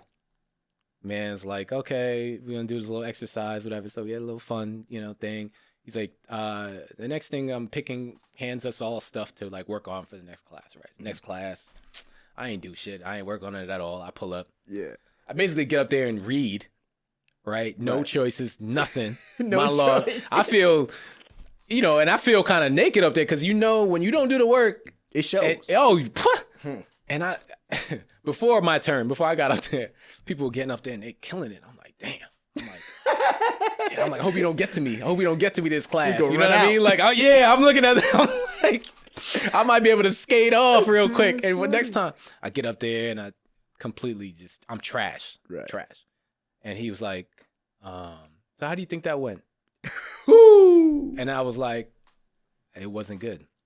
He's like, yeah. And he pulled me aside. He's like, look, man. He's like, if you don't want to be in this class, it's cool. Like, I could like put you in the bag. I could like, you know, you could kind of just do bare minimum or whatever. But like, what do you think would happen if you actually tried to do it? Like, you know, what? He's like, I mean, you could be, who knows? You could be trash. But if you may not be. And so, you know, I'm competitive. Yeah, now Fuck you mean get I could be trash. I could be trying. If I work on this, oh nah, bro, you tripping. Yeah. I'm back in the crib now, and I'm working on this monologue. I think it was August Wilson, like King Headley monologue at the time, and yeah, that's what it was. And then I'm back at the crib, and those classes used to be like 7 to 10 or something like that. So I'm back at the crib, bro. Tell me. This is no lie, bro. I don't even notice that the sun is up because I've been doing this shit all night. Oh, wow. Because I'm just like, I'm not letting that happen again. And then I start to realize the infinity of choice that you have. Infinity of choice, right? Word. Right. Hello. Right? You could say hello, hi, a million different ways just by what kind of day you having. Yeah. You know?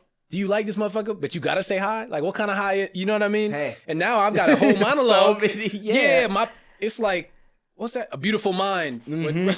That's what my shit is doing in the crib. I'm like, oh my God, what the hell? Like, how do I pick? Like, you know, how do I know what I want to? Got back in that class next time. I'm like, I'm about to murder these niggas. Call on me, bro. I can't wait. You know what I mean? Yeah. I get up there, nervous, kind of like, you know, first low. Get a groove. I'm hitting. Boom, boom, boom, boom. I'm done. He's like, how do you think it went? I said, I think it went real good. He's like, okay, it was better, but what about this? I'm like, oh shit, what?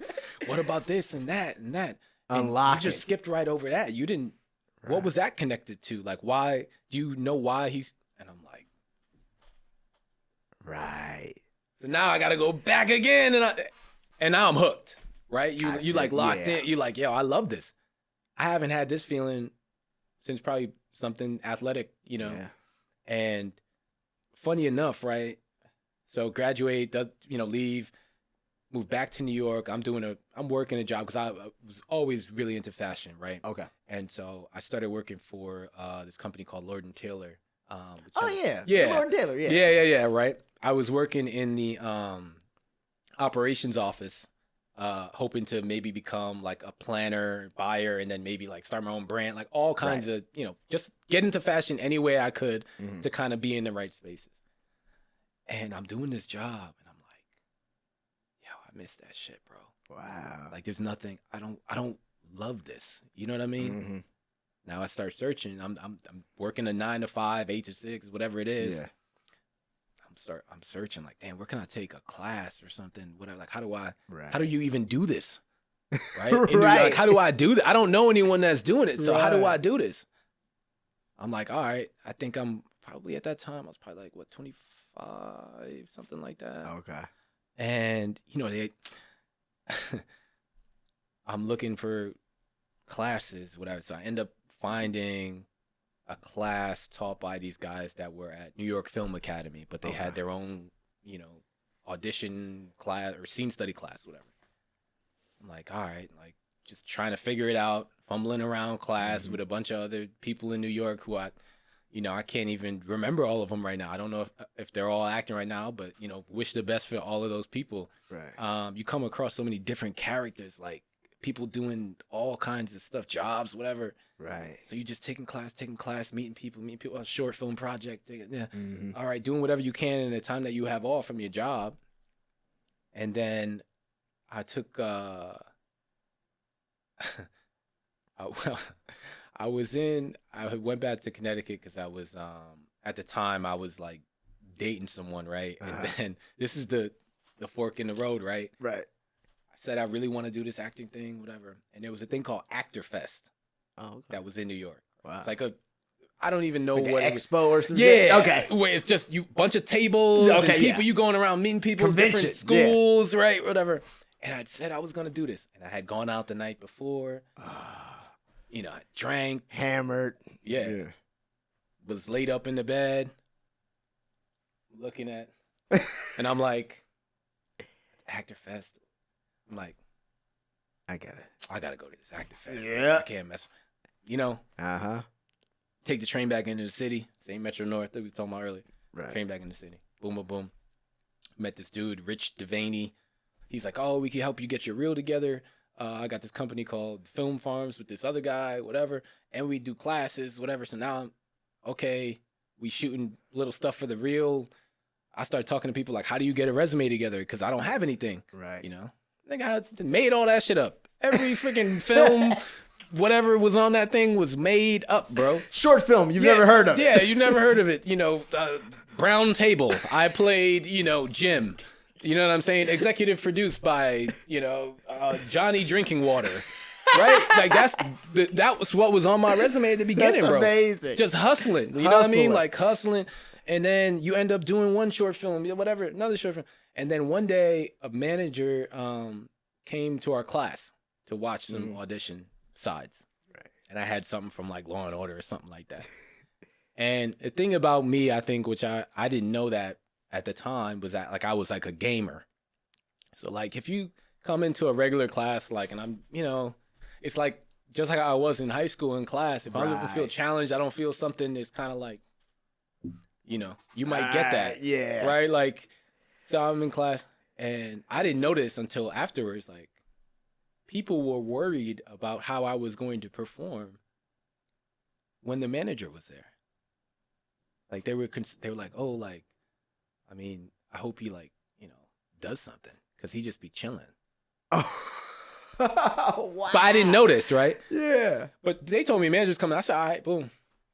Do That's my another thing. you probably And it was was like, like, cool. I went ham. It was something, I was like a cop. And I just remember, I'll put your face across the corner, drag your teeth, some shit like that. Yeah. Some wild, Law and Order scene thing. And when I was done, I looked up and the manager was like, as soon as the class ended, hey, how you doing? My name is da-da-da-da-da. And I was like, oh, yeah. That's Ended awesome. up signing with them. And then the first like little movie I booked, crazy, bro. Like I'm still working my job, right? Right. So after all this time, it's classes, auditions, right?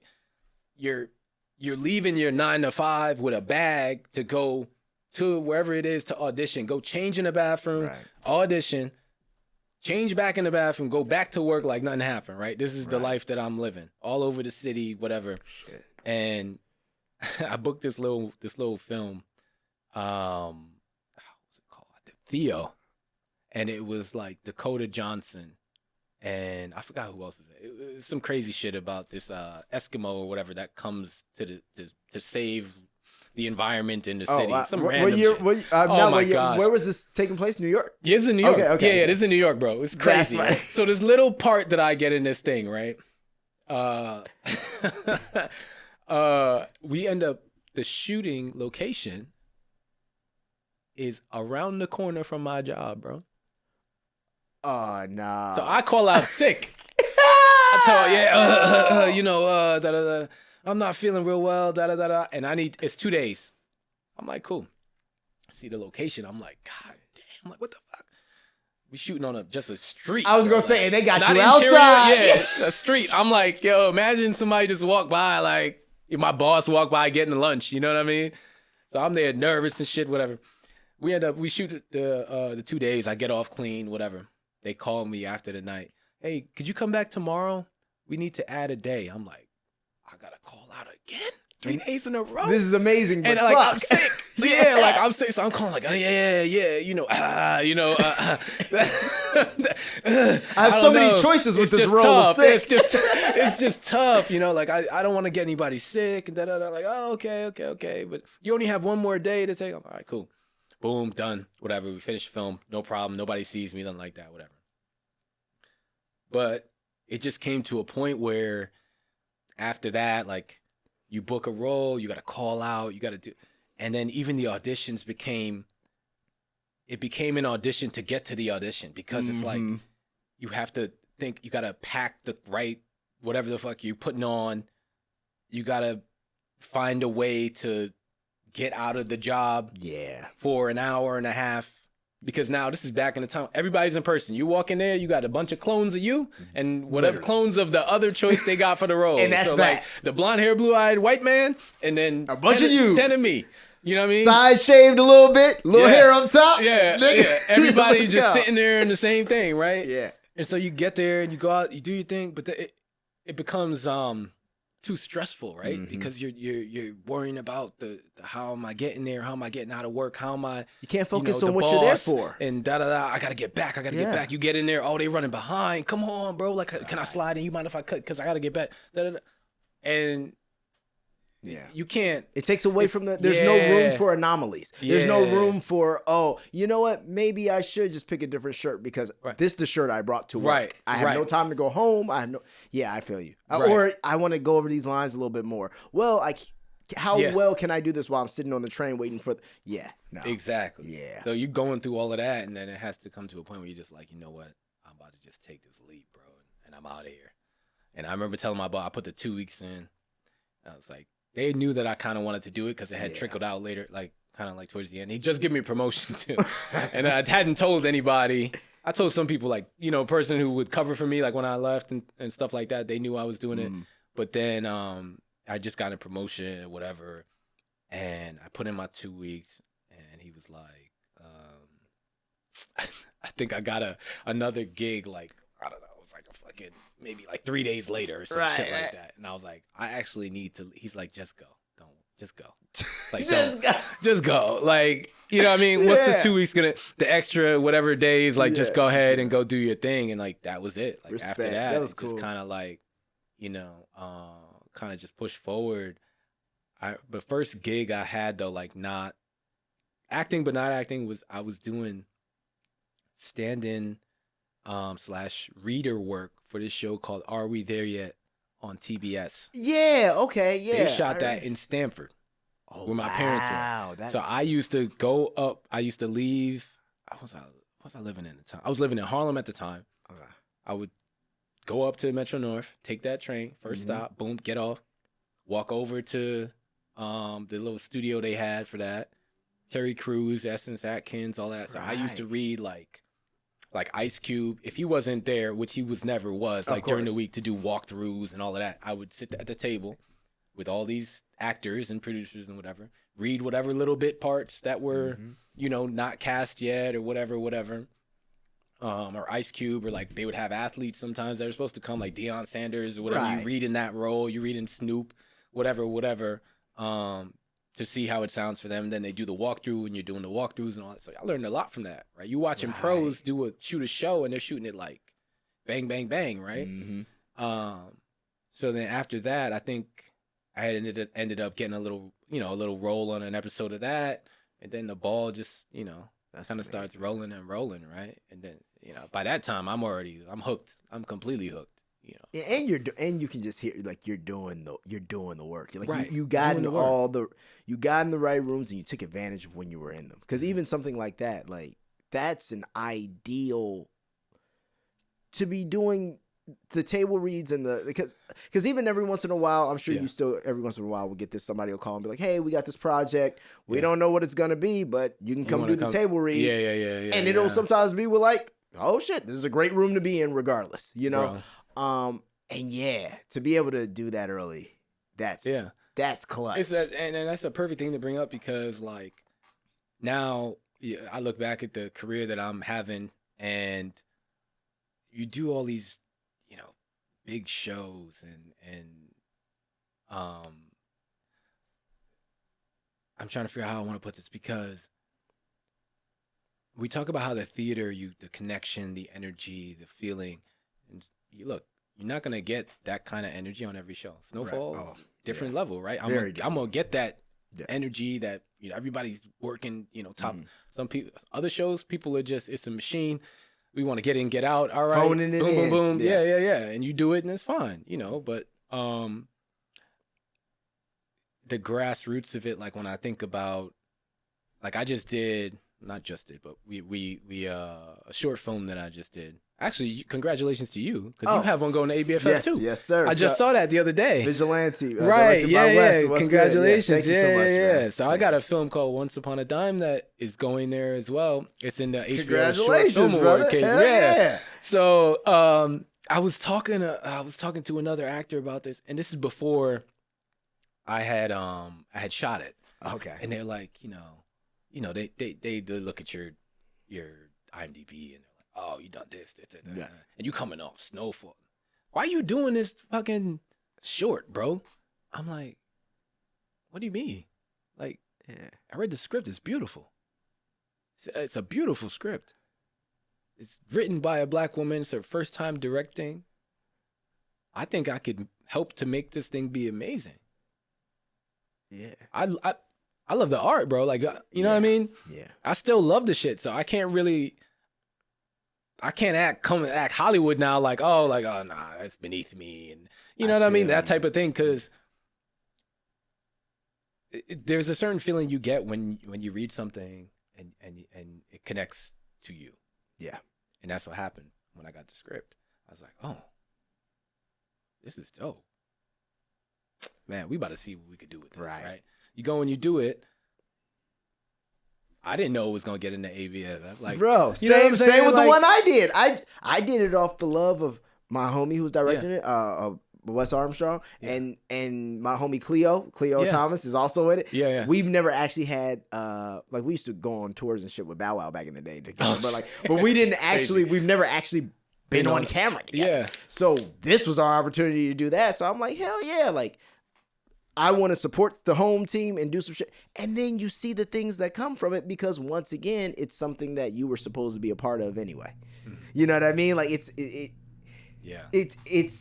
people don't always understand that. You gotta, especially in an industry like this where you don't really know what things are gonna do. You know what I mean? All you can put your investment in is the people involved and the script. Yep. And those are the only two things that you can really, and then you have to take that leap of, do I believe these people can make it happen? Yeah. And do I believe in this project? Right. And then from there, just like an audition, you do it, and then you let it lay where it, just know you showed up, did what you did. Then you let it lay where it lays, you know? Yeah. And then sometimes it surprises you, or it doesn't surprise you. It does what the fuck you thought it could be. Or thought what it could do. So Yeah, and you know, when I read it, I thought like, this could be something. Right. You know what I mean? If we do it right, it could be something. Exactly. And it's dope to have, you know, a black female director, a first time writer, director. What's her name? Shout out to Lauren Julia. Yeah, I was just about to drop it. Shout out to Lauren, big Lauren, because Lauren is really good friends with one of my frat brothers, and she had written it. Okay. And I think she had asked him, would you think Quincy would read it or like would be interested? And so he asked me. And I was like, yeah, send it. Yeah. You know, I ain't gonna say I'm gonna do it. Just I gotta read it. You know what I mean? Exactly. Yeah. But I read it and I was like, oh yeah, this is tough. Like, yeah, this is very different. Like, I want to do it. Yeah, let's do it. You know, you do it, and now like, yeah, you have all this traction. It's a beautiful thing. Yeah. But yeah, I think there have been times in my career where people wonder why I do that. Like, I did a play. This is right before the pandemic. Mm-hmm. And I think I was coming off of, I think that was when I was finishing Power. Okay. And then, I don't know, whatever, maybe something else before that. I can't remember the timelines now. I'm sure you have trouble. God, you've been doing this for so long. Like, motherfuckers ask you, like, what year was it? I'm like, ugh. I don't know what year. I just know it was between this and this. That's all I know. Yeah. And people like, oh, I remember you from da-da-da show. And I'm like, what? Like, I remember, I'm going on a tangent, but No, you get. when I was in Best Buy, I went to go buy my charger had blown out, and this is out here in LA. And I went to go buy a charger, and the dude at Best Buy, the security, he's like, as soon as I come, he's like, yo, where I know you from, bro? And I was like, I'm an actor. I'm thinking he's gonna say Snowfall because that just happened. We're in LA. He's like, nah, man, that ain't it. It ain't that Snowfall. I know that show, but that's not. He's like, yo, you on this other thing. It was about the 80s or like rap and hip hop in New York. The Breaks. No, I said The Breaks. He said no. I said, wait. He said, nah, man, you had an He said, yo, the Get Down. I said, Get Down. bro, like, you forget about things you do. Yeah. I'm looking at him like, the Get Down. Damn, how? That's what you remember me from? Like, after Yeah. I'm in LA, we just finished, like, Snowfall just, you know. People What? be watching. It's crazy, bro. man. It's crazy. I'm always, I will get that I'm always shocked when it's not The Wire, obviously. Yeah. I could imagine that. But it's cool when you Yeah. get those people who be like, Yeah. "Nah, man, I saw you was in this joint on Netflix." Yeah. I'm like, Thriller? Yeah, the horror movie. Yeah. I'm like, oh yeah, I did that too. Thank you. You know, or It's a beautiful thing, man, when people connect you. Because, like you said to me when I came in, you're like, yo, you know, you really held down that role and you were memorable, right? Yes. When people recognize you like that, it's because you're memorable. Like, it's a different thing when you're the lead of a show. right. Because you're on all the time. You're supposed to So be. Yeah, and we everybody's see supposed to. Yeah, your face is on the show. You know. But if you come in and you do a little quick thing, Right. you're not expecting people to come back to you on it. Like, I don't know where I was at.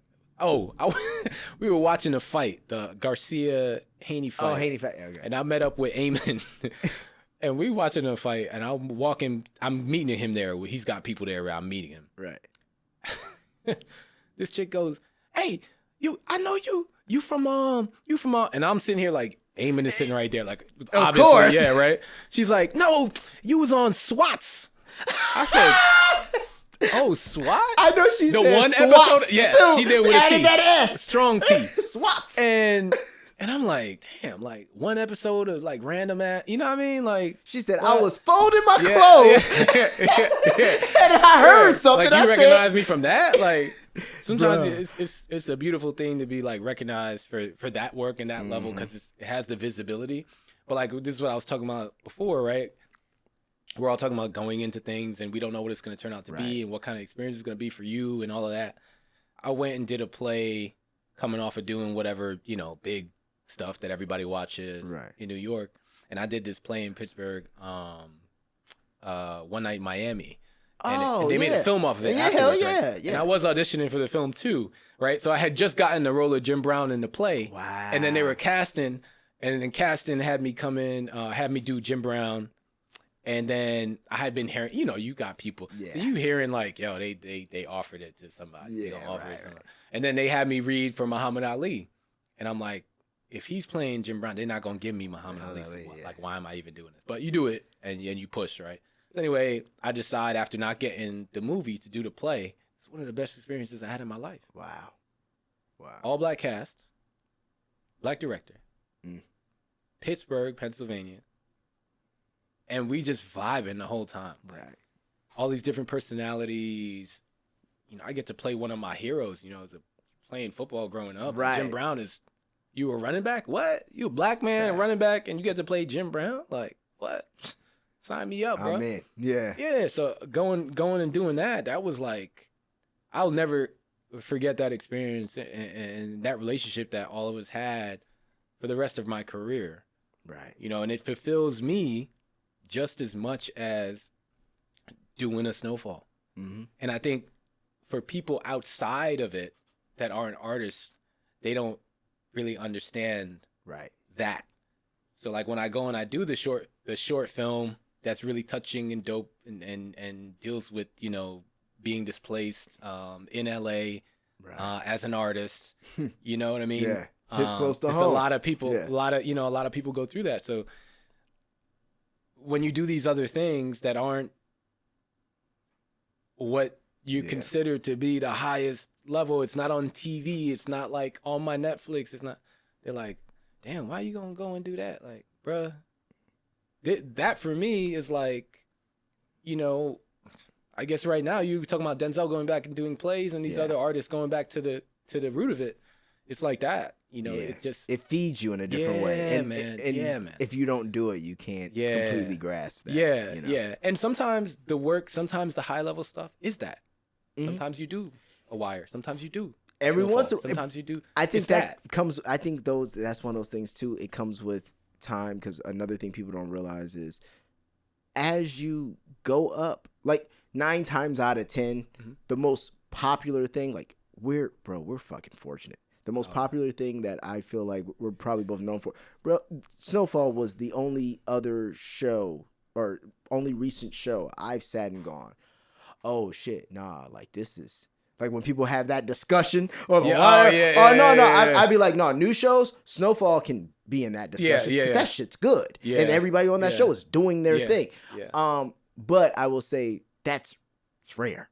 You know what I mean? That's extremely rare that something that popular is also that good. Yeah. So it seems like what's funny is this is why a lot of Denzel can go do an Equalizer 3, but then he's like, I'm gonna go get my. Yeah, I gotta get my.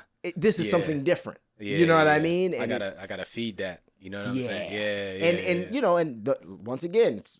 Brother, I hope to see you in Marvel movies and everything else. But you still gonna need to. Marvel ain't gonna do that. You know what I mean? It's a different kind of. But it'll feed you. It's gonna feed. It's gonna feed. It's gonna feed a nigga. It's gonna feed, but it's a different one. But listen, Quincy, I just want to say thank you, bro. Thank you so much for coming through, man. Once again, huge fan of your work. You are on one of, in my opinion, one of the greatest shows of all time. One of the greatest black shows for sure of all time. And man, keep it up. I know I know there's only great things on the way. Yeah, man. I Keep it appreciate up, you bro. having me, man. I'll Hell catch yeah, you at the thanks for gym. pulling And up. obviously, The Wire is, Thank goes you, bro. down as to me, it's arguable as the best TV show of all time. Thank you, bro. And for you, experience that as an artist, you being on that, being a part of it. Yeah. You got to walk with your head a little bit higher than everybody else. Just like, yo, like I did that. You know what I mean? And I used to tell Julito the same thing. I was like, nobody could take that away from you, no matter what you do in the rest of your career. I used to talk to Isaiah a lot about this, just that, he being so young and being on such a great project. Right. It's going to be hard because you went through it. I'm sure not everything after that is going to be that. It's most You know what I things mean? aren't. Yeah. Right. It's very few and far between you get something like that. Mm-hmm.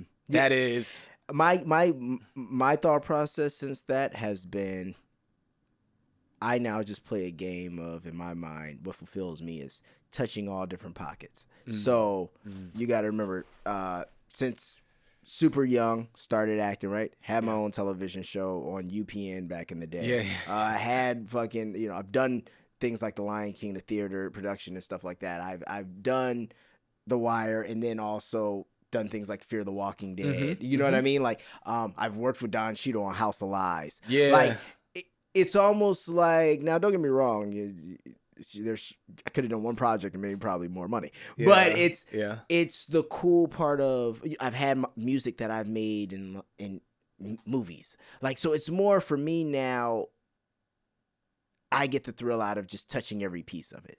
So even I just helped associate produce another short film that me and my boy Denzel Whitaker did. Like, all these things is just trying to find my place in that, because I feel like, okay, it's amazing. I've been a part of one of the greatest shows of all time. Yeah. So then what's the thing I'm going to create that's going to be one of the greatest things of all time? Yeah. And I'm going to take all this learning you have, all this learning, and all these things from all these amazing people and places and things I've been around since a young age, and take that and go, okay, now how do you perfect all of this and turn it into something I think it's amazing to hear people say that about me. I can only imagine what it feels like to be David Simon when someone goes, man, you created one of it. That's different. Yeah, and that's the thing you're going after. That's where I'm going. I like after. that. Yeah. I like that. In whatever form that may come. You never know what it's going to be.